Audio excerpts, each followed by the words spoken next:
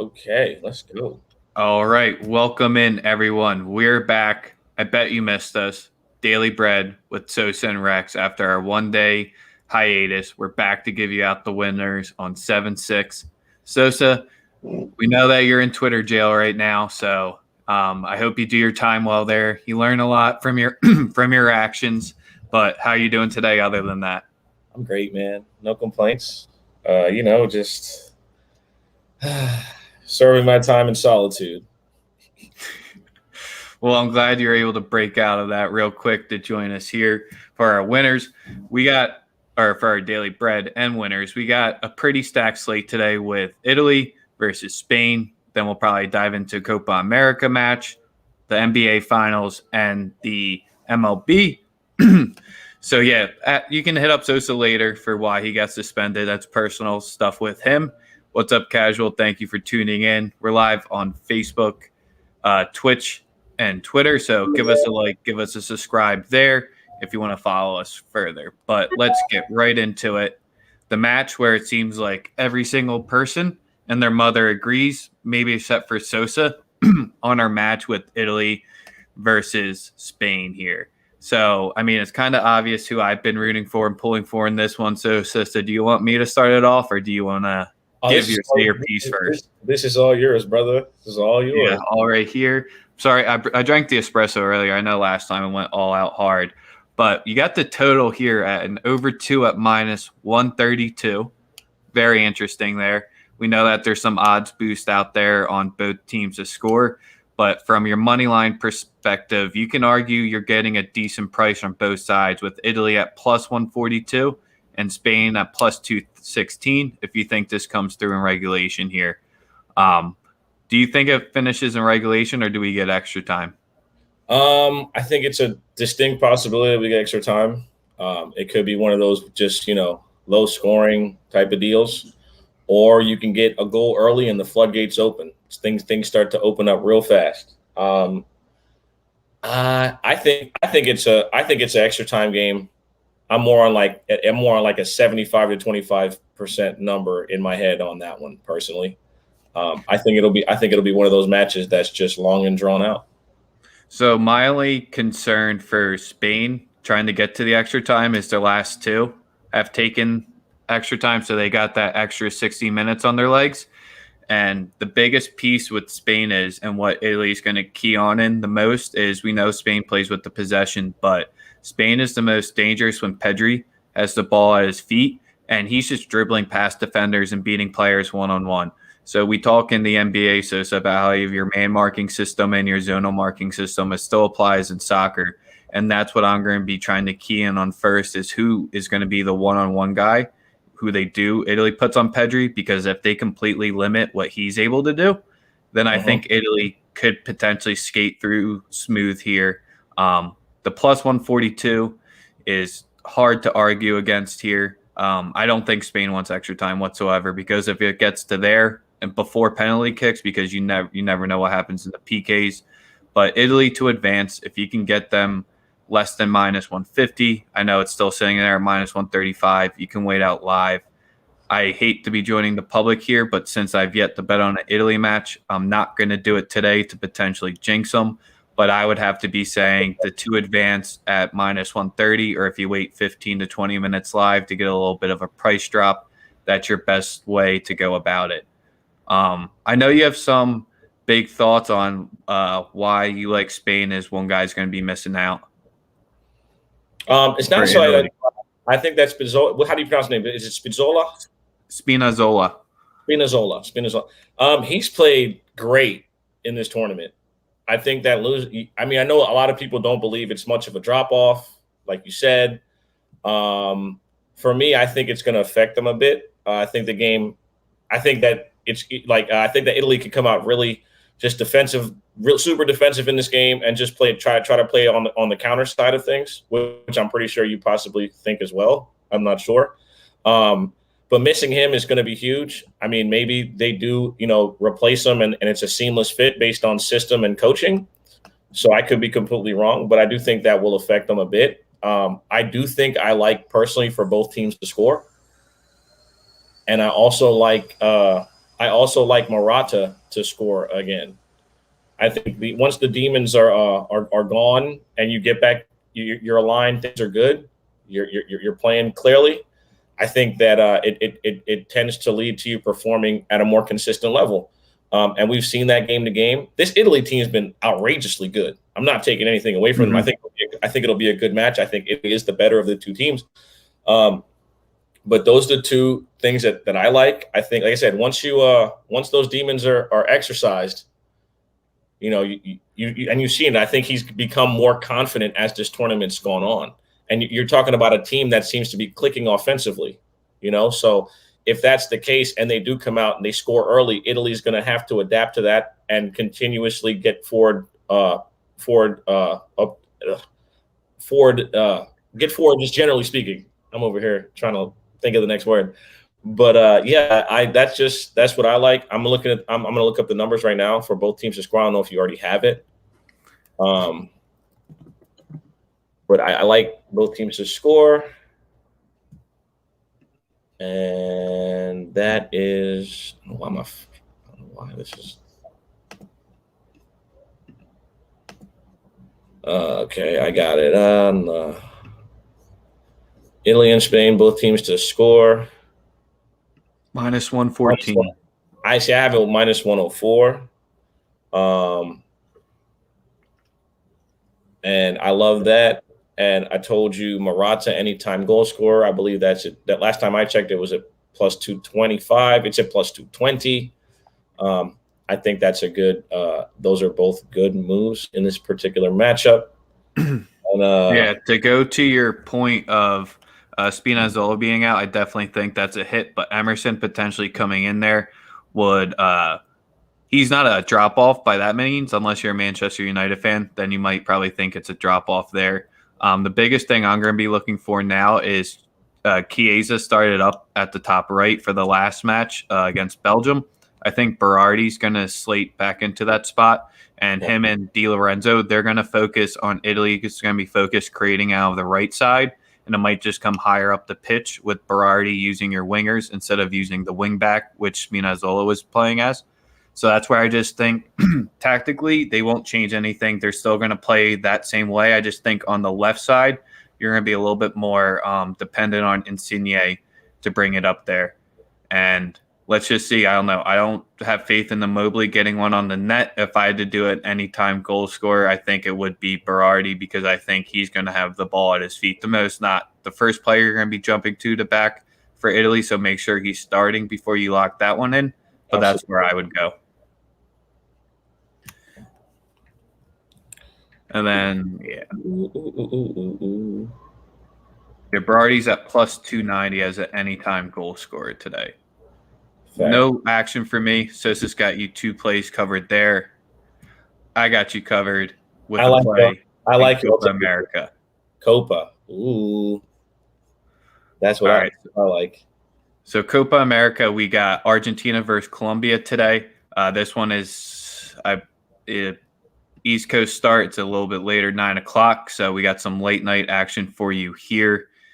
I mean, Brazil, they just got through. And Sosa, if they're going to put on, I don't want to call it a show down here. Like this Copa America probably shouldn't have happened just due to all the health reasonings that's going on there. But you're going to know it's going to be Argentina versus Brazil in there for Lionel Messi's first chance to get the silverware there. You can get Argentina on the money line at somewhere between minus 106 if you shop well enough to minus 128 at general consensus number. I got it at minus 110 here. I'm just going on the Argentina money line.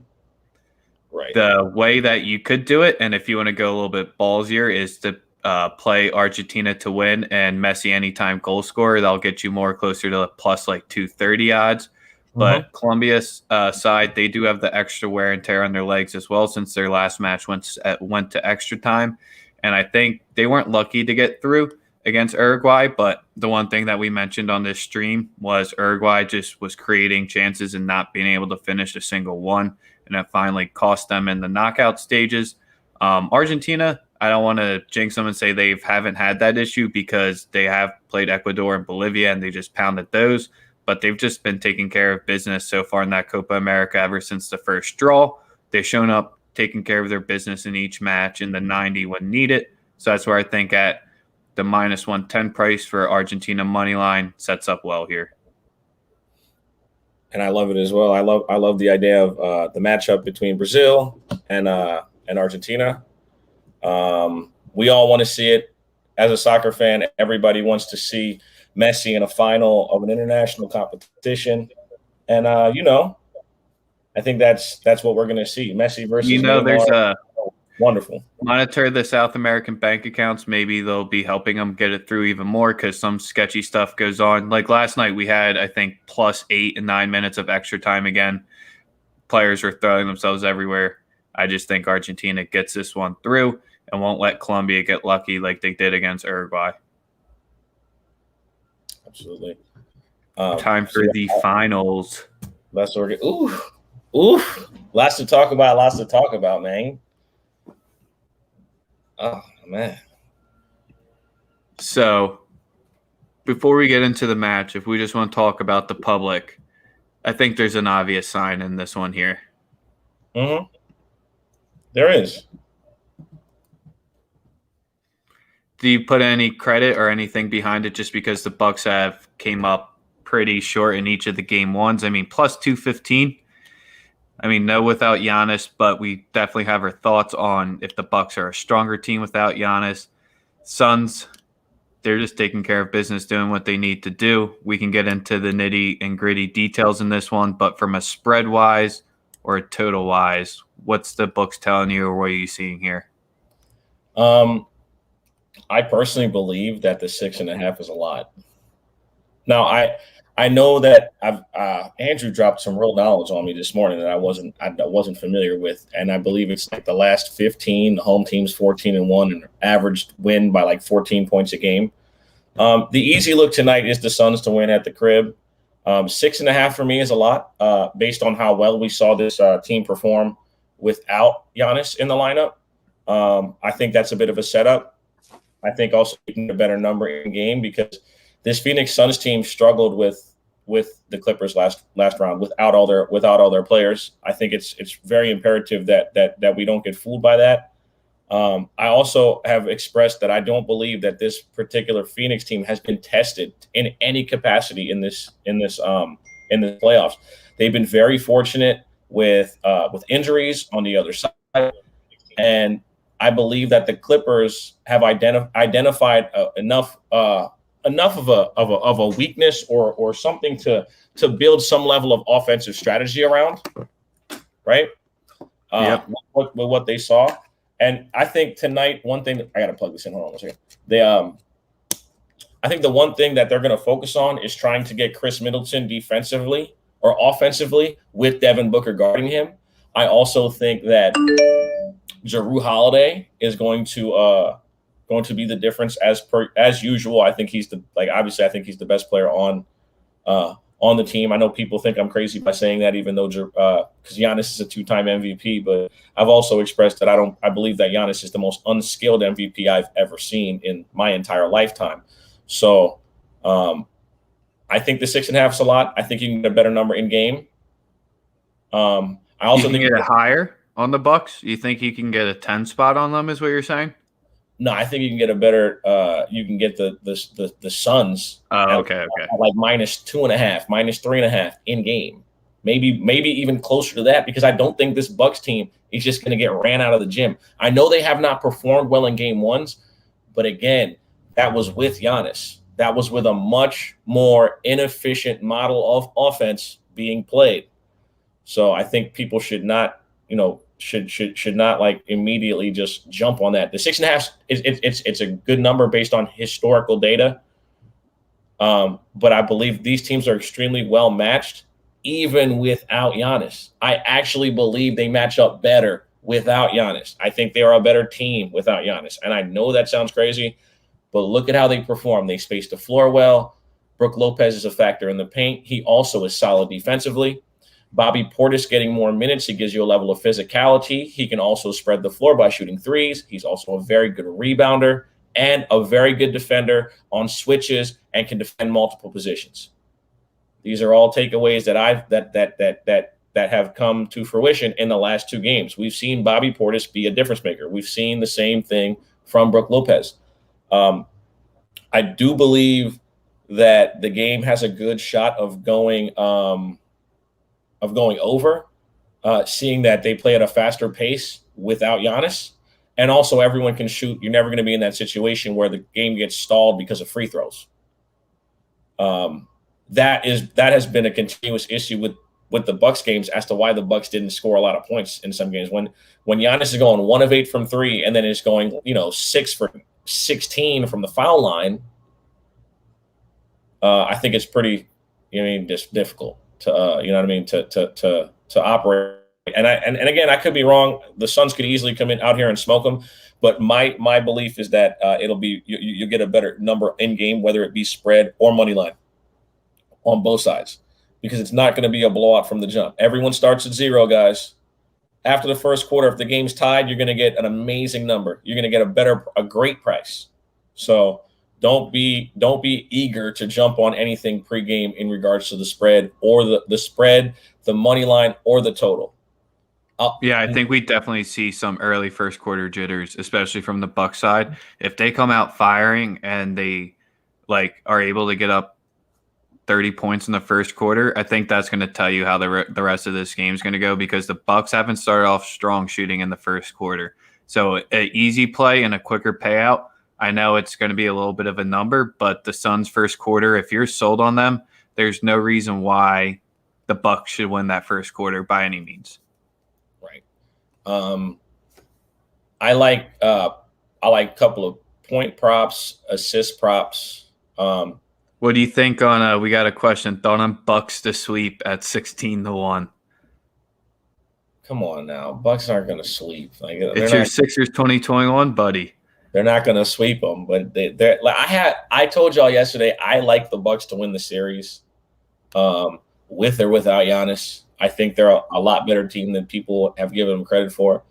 And we can say that the coaching is better on the other side, but again, I look back to that Clippers series, and I saw legit problems being that were clear and evident with that Phoenix defense, with the way Phoenix plays defense, especially on the defensive end, because they do have good wing defenders, but their 2 best players can't score, can't defend. Like Chris Paul is not staying in front of anyone. And all you want at the end of the day is to get Devin Booker in a switch with a bigger guy, and he's going to get barbecued. So this is no shade to the Suns team or anything like that. They're a very good team. But I don't know about lay down per se, but I'm on the Bucks. Listen, I'm going to bet the Bucks after tonight, because everything numbers-wise says that the Suns are going to win tonight based on what we've seen. They're the home team. Bucks haven't performed well in game 1. So that's why I'm hesitant to make a pick or give that out to anyone right now. I do like the Bucks in the series. So if they lose tonight, you get a better price. So hold off on betting them pre-series, because you'll get a way better price in the event that they lose game 1. Oh, man. It's okay. I love you too, man. So my favorite matchup and the thing that I'm going to be watching for the series is, we alluded to it a little bit before on a prior stream, but the Ayton versus Brook Lopez. That, especially just from the way that Brook, if Brook is on Ayton, I'm scared of the way that Brook's going to be able to react in the Spain pick and roll sets. Because if you get him on a double switch and he has to hedge up above Chris Paul, above the 3, if the Suns can just get that every single time, and Bud doesn't adjust, then he probably won't in game 1, because we've seen his in-game adjustments be a little questionable. It's like a lottery ticket at that point. But that's my biggest thing to watch, is watch for the screen at the top of the key, and then watch for a back screen to come on the screen, or some sort of second action after that initial ball screen. That's going to be what I'm going to be watching for the whole time, because I'll determine how I think the Bucks are going to be able to fare. Because I'm just going to play some props tonight and stay off pregame, because maybe I'm thinking too much of just the X's and O's on it, but that's the big thing I want to see. Player 3. What props you liking for tonight? For tonight, I'm going with quite a few actually.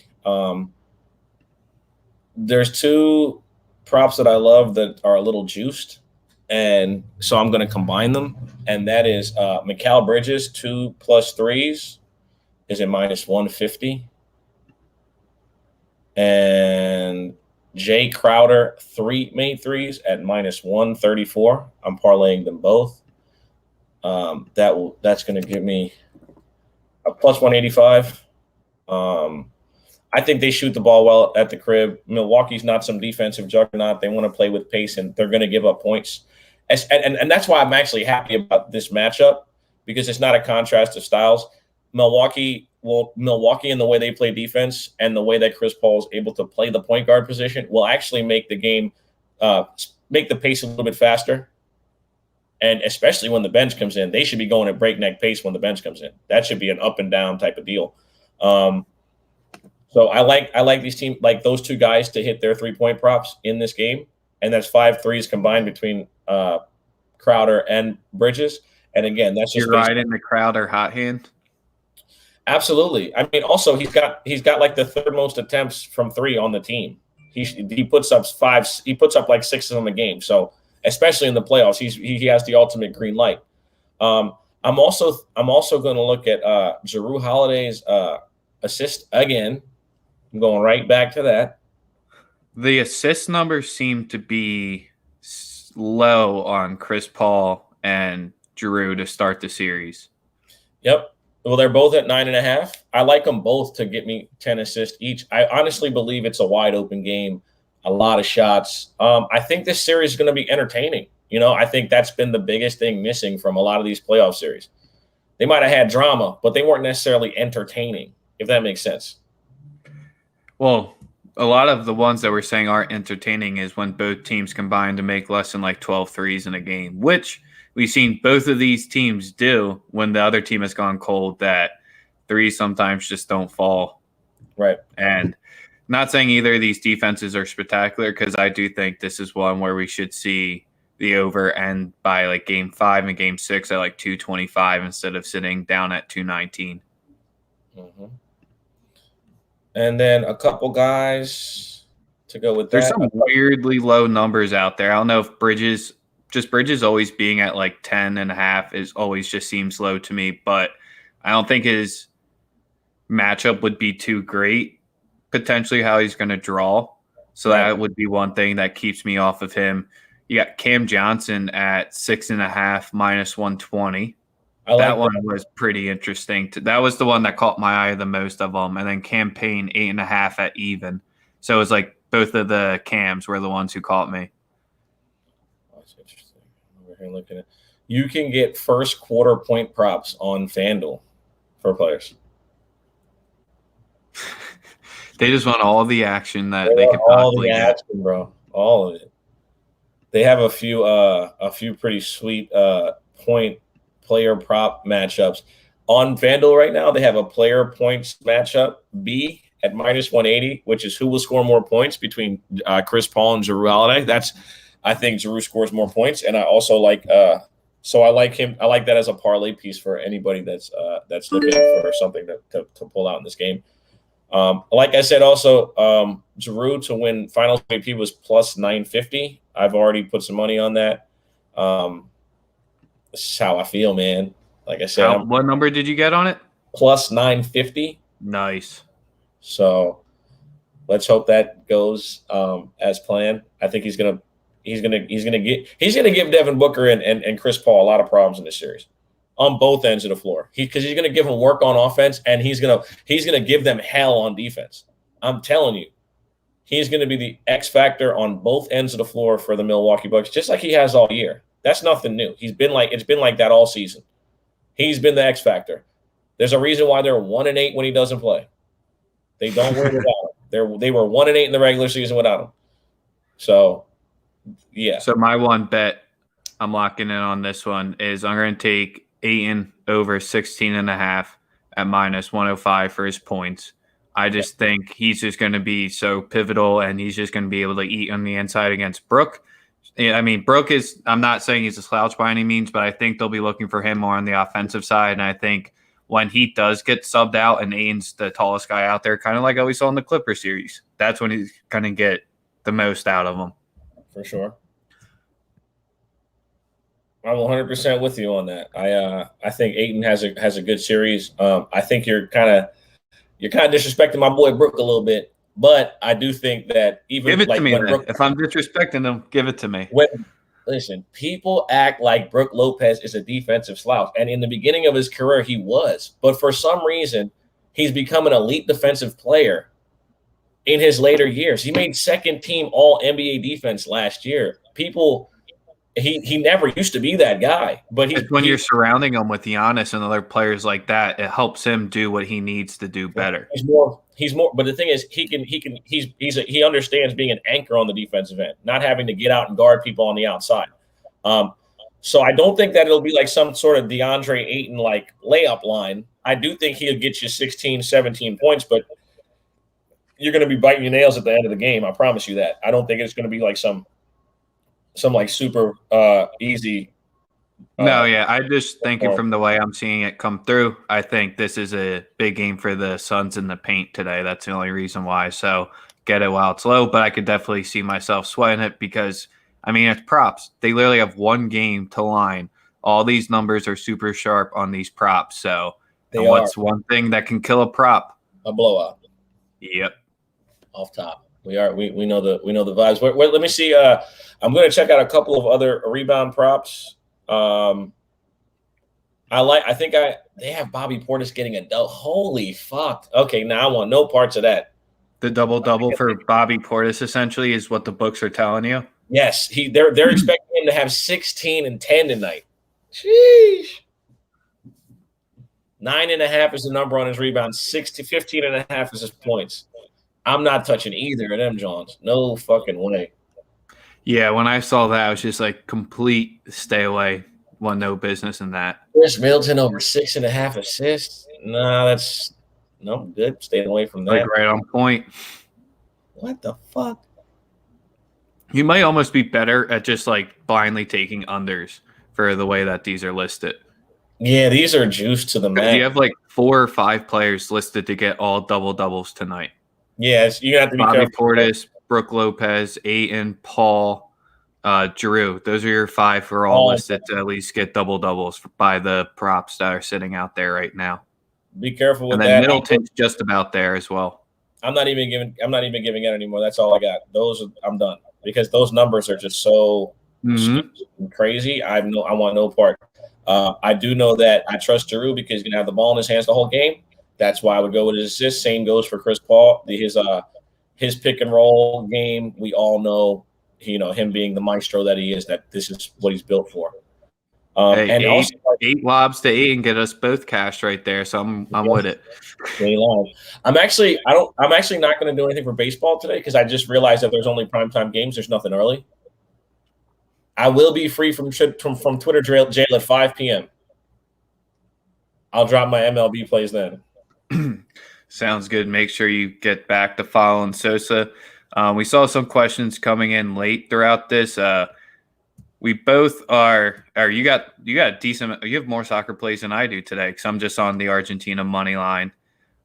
You're spraying it a little bit more. I'm just going to be sweating it and still technically on the clock watching the Italy match. So it's going to make it extra fun. 4th straight Euro, Italy and Spain are meeting each other.